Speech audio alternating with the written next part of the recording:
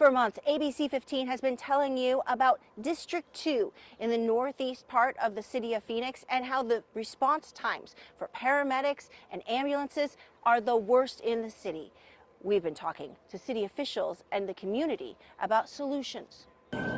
It's alarming. District 2 resident Orla Bobo first alerted ABC 15 last fall. The only way they can measure the safety of the city is through response times, and they've been well over the national standard for many years. Phoenix, like many cities, uses response time standards from the National Fire Protection Association.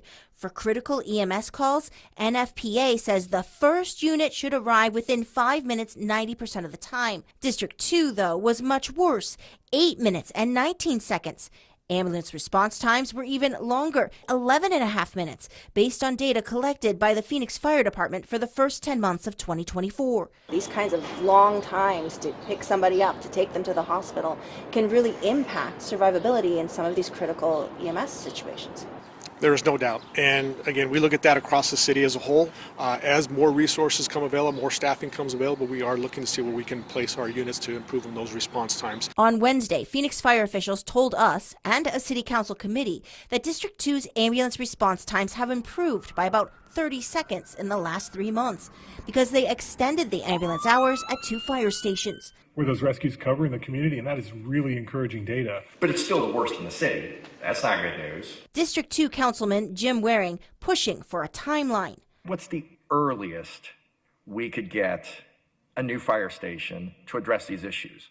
Is there a time? So as we move on in continuous bond processes, we would identify where those needs are. It's a long way of saying it's going to be a long time.